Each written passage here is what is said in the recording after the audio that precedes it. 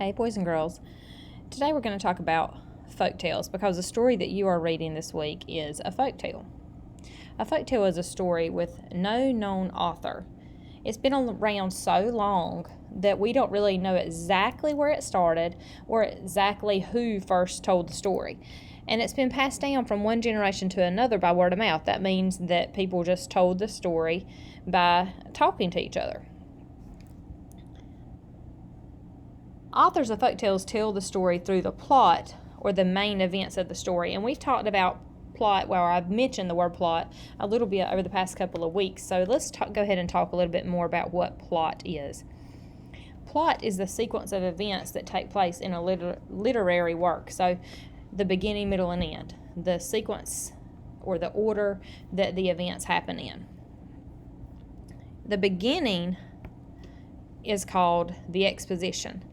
This is where you will meet the characters and you'll find out where the setting of the story is. Then you will start to have the rising action. This is where the story develops. And we usually start to figure out that there's going to be a conflict or a problem. So it's kind of like riding a roller coaster because it's nice and easy. Then you get to the top of that hill. Okay?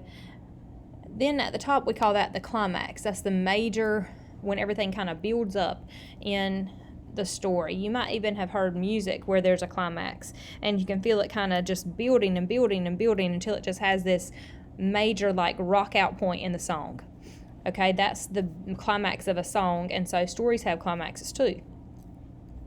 That's like the turning point. That's when things start to head in a different direction. So you see us going down the roller coaster here.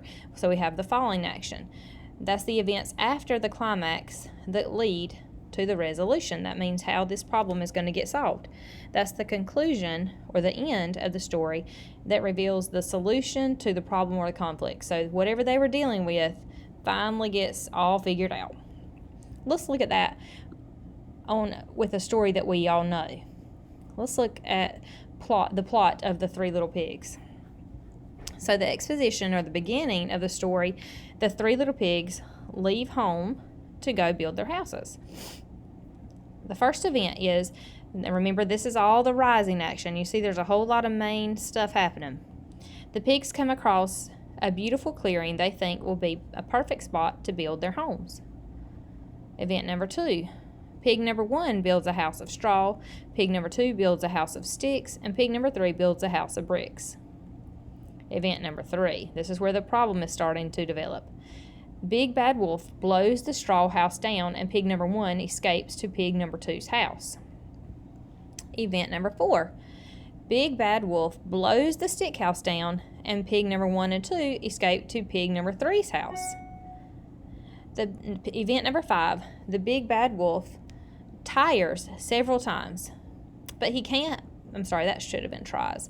Tries several times, but he can't blow down the brick house. And now we're at the climax. You can see everything has built up to this point. The wolf decides to sneak down the chimney to get the pig. So he's thinking that he's got a way that he's going to still get them. But what happens? The wolf falls into a boiling pot of soup. And then the resolution, the problem is, so that was the falling action. Now the resolution, how the problem is solved, is the Big Bad Wolf is so scared of the three pigs that he runs off in the woods, never to be seen again. The three little pigs live happily ever after. So that would be the plot of the Three Little Pigs. So let's look back at the anchor chart for folk tales.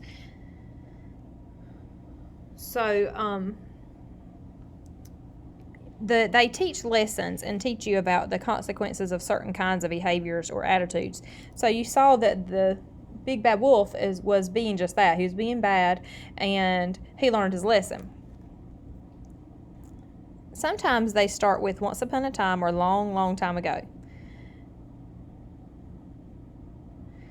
They usually have a character that is evil that the hero must overcome. So we know that the Big Bad Wolf was the evil character, and the Three Little Pigs were the heroes that won over the evil. So they were the good characters, and the Big Bad Wolf was the evil character, and good won.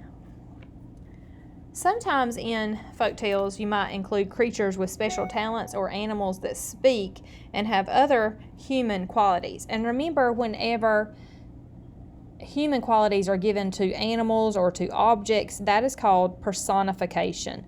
That was one of the figurative language terms from last week.